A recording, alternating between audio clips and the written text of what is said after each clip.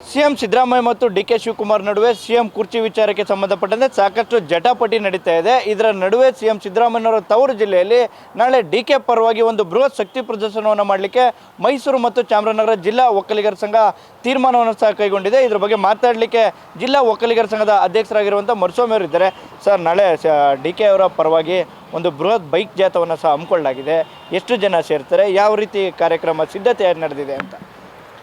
ಅದೇ ಈಗ ನಾಳೆ ನಡೆಯುವಂತಹ ನಮ್ಮ ಒಕ್ಕಲಿಗರ ನಾಯಕ ಡಿ.ಕೆ. ಶಿವಕುಮಾರ್ ಅವರಿಗೆ ನಾವು ಮುಖ್ಯಮಂತ್ರಿ ಸ್ಥಾನ ಕೊಡಬೇಕು ಅಂತ ನಿನ್ನೆನೂ ಸಹ ಒಂದು ತುರ್ತು ಸಭೆ ಕರೆದು ಮೀಟಿಂಗ್ ಎಲ್ಲ ಮಾಡಿದ್ದೀವಿ.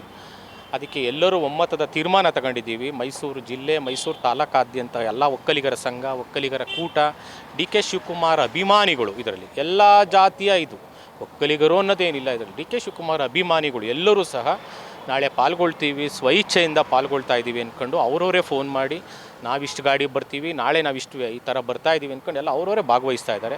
ಸುಮಾರು ಒಂದು 2,000-3,000 ಜನ ಭಾಗವಹಿಸೋ ಸಂಭವ ಇದೆ ಸರ್.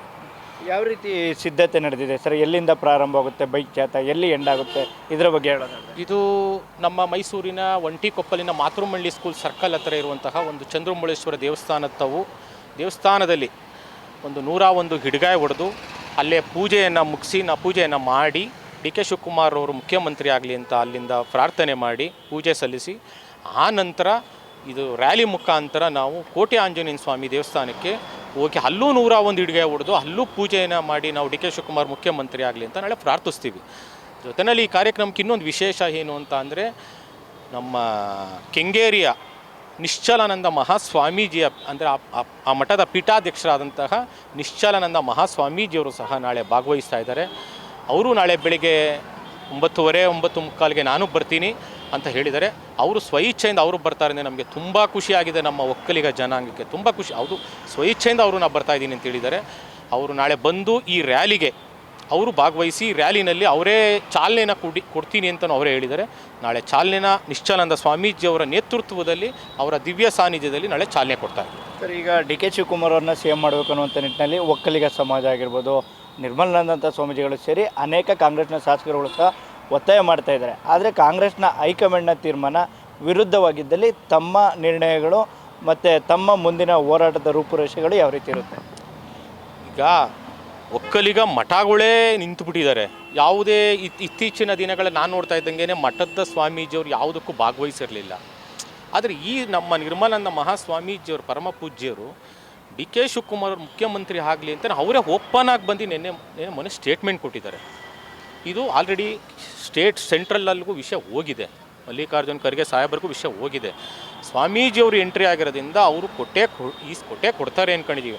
ಬಟ್ ಅಂತ ಕೊಡಲಿಲ್ಲ ಅಂತ ಪಕ್ಷದಲ್ಲಿ ನಾವು ಕರೆ ಕೊಡ್ತೀವಿ. ನಾವು ಏನಂತ ಅಂದರೆ ಇಡೀ ಕರ್ನಾಟಕದಾದ್ಯಂತ ಎಲ್ಲೆಲ್ಲಿ ಒಕ್ಕಲಿಗರುಗಳಿದ್ದಾರೆ, ಒಕ್ಕಲಿಗ ಮಠಗಳಿದೆ, ಒಕ್ಕಲಿಗರ ನಮ್ಮ ಕುಲ ಬಾಂಧವರುಗಳಿದ್ದಾರೆ, ಅವರೆಲ್ಲರಿಗೂ ಹೋಗಿ ಹೇಳ್ತೀವಿ ಮುಂದಿನ ದಿನಗಳಲ್ಲಿ ಏನಂತ ಅಂದರೆ ಮುಂದಿನ ದಿನಗಳಲ್ಲಿ ನೀವು ಕಾಂಗ್ರೆಸ್ಗೆ ಒಂದು ಓಟು ಹಾಕಕ್ಕೆ ಹೋಗಬೇಡಿ. ಯಾಕೆ ಅಂತಂದರೆ ನಮಗೆ ಒಕ್ಕಲಿಗರಿಗೆ ಕಾಂಗ್ರೆಸ್ ಪಕ್ಷದಲ್ಲಿ ಯಾವುದೇ ರೀತಿಯ ಬೆಲೆ ಇಲ್ಲ, ಗೌರವ ಇಲ್ಲ.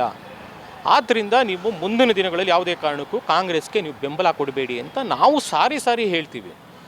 ಒಕ್ಕಲಿಗ ಸಮಾಜದ ಮೇಲೆ ಒಂದು ಗಂಭೀರ ಆರೋಪ ಇದೆ.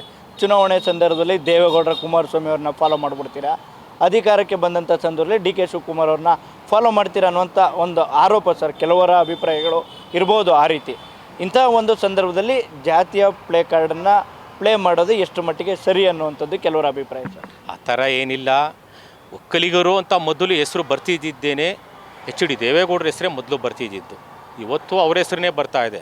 ದೇವೇಗೌಡರ ನಂತರ ಬಂದವರು S.M. ಕೃಷ್ಣ ಅವರು ಬಂದರು. ಅದಾದ ನಂತರ ಬಂದವರು H.D. ಕುಮಾರಸ್ವಾಮಿ ಅವರು ಬಂದಿದ್ದಾರೆ. ಅದಾದಮೇಲೆ ಸದಾನಂದ ಗೌಡರು ಬಂದಿದ್ದಾರೆ. ಎಲ್ಲ ಒಕ್ಕಲಿಗರ ಲೀಡ್ರೇನೆ. ನಾವೇನು ಅಂತ ಅಂದರೆ ಒಕ್ಕಲಿಗರಿಗೆ ಒಂದು ಸಾರಿ ಕೊಟ್ಟು ನೋಡಿ. ಈಗ ಅವರು 50 ವರ್ಷದಿಂದ ಸೇವೆ ಮಾಡಿಲ್ವೇ ಅಲ್ವೇ? ಇನ್ನು ನಮ್ಮ ಕಾಂಗ್ರೆಸ್ ಪಕ್ಷದಲ್ಲಿ ಇನ್ನು S.M. ಕೃಷ್ಣ ಅವ್ರು ಬಿಟ್ಟರೆ ಇನ್ನು ಮುಂದೆ ಯಾರು ಅಂಥ ಒಕ್ಕಲಿಗರು ಮುಖ್ಯಮಂತ್ರಿ ಆಗುವಂಥ ಇದು ಕಾಣಿಸ್ತಾ ಇಲ್ಲ. ಹಾಗಾಗಿ ದಯಮಾಡಿ ನಾವು ಕೇಳ್ತಾರೆ, ಇದು ಒಂದು ಬಾರಿ ಅವ್ರು ಕೊಡಿ. ಈಗ ಇವರೇನು ಸೇವೆ ಸಲ್ಲಿಸಿಲ್ವಾ? ಡಿ.ಕೆ. ಶಿವಕುಮಾರ್ ಅವರು ಕೆಲಸ ಮಾಡಿಲ್ವಾ? ಒಳ್ಳೆ ಕೆಲಸ ಮಾಡಿದ್ದಾರೆ. 50 ವರ್ಷದಿಂದ ಇದನ್ನೇ ತ್ಯಾಗ ಮಾಡ್ಕೊಂಡು ಬಂದಿದ್ದಾರೆ. ಕಾಂಗ್ರೆಸ್ ಪಕ್ಷಕ್ಕೋಸ್ಕರ ಜೀವನ ಇದು ಮಾಡಿದ್ದಾರೆ.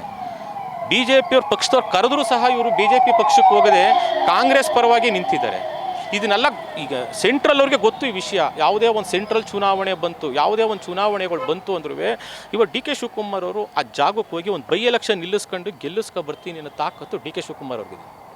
ಇವತ್ತು ಅವ್ರು ಹೇಳ್ತಾರೆ, ಯಾರು ಸಿದ್ದರಾಮಯ್ಯನವ್ರ ಹಿಂದೆ ಇರುವಂತಹ ತುಮಕೂರು ರಾಜಣ್ಣವ್ರು ಹೇಳ್ತಾರೆ ಡಿ ಕೆ ಶಿವಕುಮಾರ್ ಕೊಡಬೇಕಾ ಅಂತ ಕೇಳ್ತಾರೆ. ಇವರು ತುಮಕೂರು ರಾಜಣ್ಣವರು ಈ ಥರ ಒಂದು ಬೈ ಎಲೆಕ್ಷನಲ್ಲಿ ಅವ್ರು ಗೆಲ್ಸೋಕ್ಕಾಗತ್ತೆ ಒಬ್ಬರನ್ನ? ಆ ಥರ ಆಗೋದಿಲ್ಲ. ಯಾಕೆಂತಂದ್ರೆ ಆ ಥರ ತಾಕತ್ತಿರೋದು ಎಚ್ ಡಿ ದೇವೇಗೌಡರು ಬಿಟ್ಟರೆ ನಮ್ಮ ಡಿ ಕೆ ಶಿವಕುಮಾರ್ ಅವ್ರಿಗೆ. ಹಾಗಾಗಿ ನಾವು ಡಿ ಕೆ ಶಿವಕುಮಾರ್ ಅವ್ರಿಗೆ ಒಂದು ಕೊಡಿ. ಈಗ ಅವ್ರು ಇಲ್ಲೇ ಈಗ 138 ಸೀಟ್ ಬರೋಕ್ಕಾಗುತ್ತೆ. ಸಿದ್ದರಾಮಯ್ಯನವ್ರು ಹೇಳ್ತಾರೆ ನನ್ನಿಂದನೇ 138 ಸೀಟ್ ಬಂದಿಲ್ಲ. ಯಾಕೆಂತಂದರೆ ಅಲ್ಲಿ ಅವ್ರದ್ದು ಅರ್ಧ ಪ್ರಾಮುಖ್ಯತೆ, ಅವ್ರದ್ದು ಕಷ್ಟ ಇದ್ದರೆ ಡಿ ಕೆ ಶಿವಕುಮಾರ್ ಅವರ ಒತ್ತಡನೂ ಅದರಲ್ಲಿ ಅರ್ಧ ಇದೆ. ಡಿ ಕೆ ಶಿವಕುಮಾರ್ ಅವ್ರಿಗೆ ಹೊರಗಿನ ಶತ್ರುಗಿಂತ ಪಕ್ಷದ ಒಳಗಿರುವ ಶತ್ರುಗಳೇ ಮುಳುವಾಗ್ತಾ ಇದ್ದಾರೆ ಅಂತ ಥರ ಇರುತ್ತೆ. ಸರ್ವೇ ಪಕ್ಷ ಅಂದಮೇಲೆ ಇವೆಲ್ಲ ಸರ್ವೇ ಸಾಮಾನ್ಯ. ಈಗ ಯಾರಪ್ಪ ಸಿದ್ದರಾಮಯ್ಯನವ್ರ ಮಗನವ್ರು ಮಾತಾಡ್ತಾ ಇರೋದು ಏನು ಅಂತ ಅಂದರೆ ಯತೀಂದ್ರವರು ಅವರು ತಂದೆ ಪರ ಮಾತಾಡಲೇಬೇಕು, ವಿಧಿ ಇಲ್ಲ. ತಂದೆಯವರು ಮುಖ್ಯಮಂತ್ರಿ ಆಗಿದ್ದಾರೆ, ತಂದೆಯವರು 5 ವರ್ಷ ಒಂದು ಸಾರಿ ಆಗಿದ್ದಾರೆ, 2.5 ವರ್ಷ ಒಂದು ಸಾರಿ ಆಗಿದ್ದಾರೆ, ಅವ್ರದ್ದೆಲ್ಲೋ ಕರಪ್ಷನ್ ಇಲ್ಲ ಅಂತ ಅವ್ರು ಹೇಳ್ತಾ ಇದ್ದಾರೆ. ಅದು ಏನು ಮಾಡೋಂಗಿಲ್ಲ. ತಂದೆ ಪರವಾಗಿ ಮಗ ಬ್ಯಾಟಿಂಗ್ ಆಡೋದು ಸರ್ವೇ ಸಾಮಾನ್ಯ.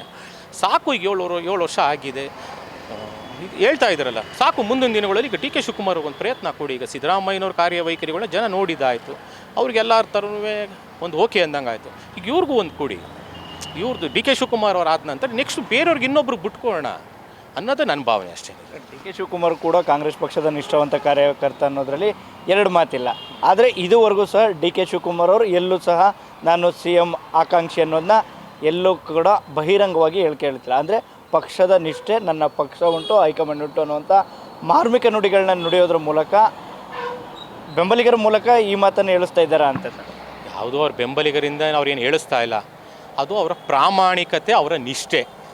ಪಕ್ಷಕ್ಕಾಗಿ ಅವ್ರು ಹೇಳ್ತಾ ಇದ್ದಾರೆ, ನಾನು ಅವತ್ತಿಂದ ಇವತ್ತಿನವರೆಗೂ ಫಸ್ಟು ಪಕ್ಷ ಆದ ನಂತರ ನಾನು ಏನೇ ಇದ್ರೂ ಬೇರೆ ಹೆಸರು ಹೇಳ್ತೀನಿ. ಇವತ್ತು ಪಕ್ಷಕ್ಕಾಗಿಯೇ ಫಸ್ಟು ದುಡಿತಾ ಇದ್ದೀನಿ, ಪಕ್ಷಕ್ಕೋಸ್ಕರನೇ ನಾನು ಇಡ್ತೀನಿ ಅನ್ನೋ ಒಂದು ಕಾರಣ ಅಂತ ಅವ್ರು ಅವತ್ತಿಂದ ಅದು ಒಂದೇ ರೀಸನ್ ಹೇಳಿದ್ದಾರೆ. ಮುಂದೇನೂ ಅದೇ ಮಾತು ಹೇಳ್ತಾ ಇದ್ದಾರೆ. ಅವ್ರು ಆಗಿಲ್ಲ, ಅವ್ರು ಆ ಥರ ನಾನು ಬೇರೆ ಪಕ್ಷ, ಆ ಪಕ್ಷ, ಈ ಪಕ್ಷ ಅನ್ಬೇಕು ಅನ್ನೋಂಗಿದ್ದಿದ್ರೆ ಅವ್ರು ಇಷ್ಟೊತ್ತಿಗಾಗಲೇ ಅವ್ರು ಕರೆದಂತಹ ಎಷ್ಟೋ ಜನ BJP ಲೀಡ್ರುಗಳಿಗೆ ಅವ್ರು ಚೇಂಜಸ್ ಆಗ್ಬೋದಿತ್ತು ಅವರು. ಬಟ್ ಅವ್ರು ಇವತ್ತವರೆಗೂ ಅವ್ರ ಪಕ್ಷ ಬಿಟ್ಟಿಲ್ಲ. ಅವ್ರು ಅವತ್ತು ಹೇಳ್ತಾ ಇರೋದು ನನ್ನ ತವ್ರ ಮನೆ ಕಾಂಗ್ರೆಸ್ ಅಂತಲೇ ಹೇಳ್ತಾ ಇದ್ದಾರೆ. ಕಾಂಗ್ರೆಸ್ಗೋಸ್ಕರನೇ ಇದ್ದಾರೆ, ಕಾಂಗ್ರೆಸ್ಸಿಂದನೇ ಬೆಳೆದಿರೋದು, ಕಾಂಗ್ರೆಸ್ಗೋಸ್ಕರನೇ ನಾನು ನನ್ನ ಮುಡುಪಾಗಿಡ್ತೀನಿ ಅಂತ ಅವ್ರು ಅವತ್ತು ಹೇಳಿದರೆ ಇವತ್ತು ಹಾಗೆ ಇದ್ದಾರೆ.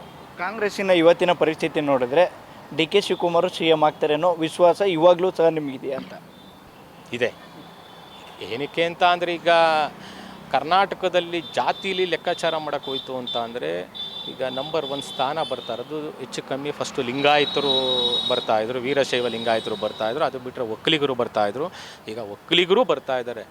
ಒಂದು ಒಳ್ಳೆ ದೊಡ್ಡ ಮಟ್ಟದ ಶಕ್ತಿಲಿ ತುಂಬಿರುವಂತಹ ನಮ್ಮ ಒಕ್ಕಲಿಗ ಜಾತಿ ಜನಾಂಗ ಅಷ್ಟಿಲ್ಲದೆ ಇಷ್ಟೊಂದು ಇದು ಮಾಡಲ್ಲ. ಬಟ್ ಮುಂದಿನ ದಿನಗಳಲ್ಲಿ ಅವರು ಡಿ ಕೆ ಶಿವಕುಮಾರ್ ನಾಳಿದ್ರಲ್ಲೇ ನಮ್ಮ ಮೈಸೂರಿನ ಆದಿಶಕ್ತಿ ಚಾಮುಂಡೇಶ್ವರಿ ಆಶೀರ್ವಾದದಿಂದ ಅವರು ನಾಳಿದ್ದು ಅವ್ರಿಗೆ ಅನೌನ್ಸ್ ಆಗುತ್ತೆ ಅಂತ ಎಷ್ಟೋ ಜನ ನನಗೀಗ ಬೆಳಗ್ಗೆಯಿಂದ ಫೋನ್ ಬರ್ತಾನೆ ಇದೆ. ಏನಕ್ಕೆ ಇದನ್ನೆಲ್ಲ ಮಾಡ್ತಾ ಇದ್ದೀರಾ, ನಾಳಿದ್ದು ನಿಮ್ಗೆ ಒಳ್ಳೆ ಗುಡ್ ನ್ಯೂಸ್ ಬರುತ್ತೆ, ಡಿ ಕೆ ಶಿವಕುಮಾರ್ ಅವ್ರು ಮುಖ್ಯಮಂತ್ರಿ ಆಗ್ತಾರೆ, ಇದೆಲ್ಲ ಬೇಡ, ಸ್ವಲ್ಪ ಸ್ಟಾಪ್ ಮಾಡಿ ಅಂತಲೇ ಇದ್ದಾರೆ. ಬಟ್ ನಾವೇನು ಅಂತ ಅಂದರೆ ನಾವು ಹೆಜ್ಜೆ ಹಿಟ್ಟಾಗಿದೆ, ಅದನ್ನು ಹಿಂದೆ ಸರಿಯೋದು ಬೇಡ, ಅದೇನಾಗುತ್ತೆ ಮಾಡಿಬಿಡೋಣ. ಅವತ್ತು ಹಂಗೂ ಒಳ್ಳೆ ಗುಡ್ ನ್ಯೂಸ್ ಸಿಗ್ತಾ ಅದೇ ಜಾಗದಲ್ಲಿ ನಾವು ಒಂದು 25 kg ಸ್ವೀಟ್ ತಂದುಬಿಟ್ಟು ಜನಗಳಿಗೆ ಹಂಚೋಣ, ನಮ್ಮ ಜನಾಂಗದ ನಾಯಕರೊಬ್ಬರು CM ಆದರು ಅಂತ. ಹಾಗೆ ಆಗ್ತಾರೆ. ಇದು 100ಕ್ಕೆ 100 ಶತಸಿದ್ಧ ಇದೆ. Thank you. ಇದಿಷ್ಟು ಮಾತುಗಳನ್ನ ಮೈಸೂರು ಮತ್ತು ಚಾಮರಾಜನಗರ ಜಿಲ್ಲಾ ಒಕ್ಕಲಿಗರ ಸಂಘದ ಅಧ್ಯಕ್ಷರಾಗಿರುವಂಥ ಮರುಸ್ವಾಮಿಯವರ ಮಾತುಗಳಾಗ್ತಿರುವಂಥದ್ದು. ನಿಜಕ್ಕೂ ಕೂಡ ಪಕ್ಷದ ನಿಷ್ಠಾವಂತ ಕಾರ್ಯಕರ್ತರಾಗಿರುವಂಥ ಡಿ ಕೆ ಶಿವಕುಮಾರ್ ಅವರಿಗೆ ಮುಂದಿನ ದಿನಗಳಲ್ಲಿ ಉತ್ತಮ ಭವಿಷ್ಯವಿದೆ. ಕಾಂಗ್ರೆಸ್ನ ಹೈಕಮಾಂಡ್ ಕೂಡ ಸಿದ್ದರಾಮಯ್ಯ ಅವರ ಜೊತೆಗೆ ಡಿ ಕೆ ಶಿವಕುಮಾರ್ ಜೊತೆಗೂ ಸಹ ಇದೆ. ಡಿ ಕೆ ಶಿವಕುಮಾರ್ ಕೂಡ ರಾಜ್ಯದ ಮುಖ್ಯಮಂತ್ರಿ ಆಗ್ತಾರೆ ಅನ್ನುವಂಥ ವಿಶ್ವಾಸದ ಮಾತುಗಳನ್ನ ಸಹ ಹೇಳ್ತಿರುವಂಥದ್ದು. ಜೊತೆಗೆ ನಾಳೆ CM ತವರು ಜಿಲ್ಲೆಯಲ್ಲಿ ಬೃಹತ್ ಶಕ್ತಿ ಪ್ರದರ್ಶನಕ್ಕೆ ಡಿ ಕೆ ಶಿವಕುಮಾರ್ ಬೆಂಬಲಿಗರು ಸಹ ಮುಂದಾಗ್ತಾ ಇರುವಂಥದ್ದು. ಕ್ಯಾಮ್ರಾಮನ್ ಸಂಜಯ್ ಜೊತೆ ಅನಿಲ್ ರಾಜೇಶ್, ಪ್ರಜಾನುಡಿ, ಮೈಸೂರು.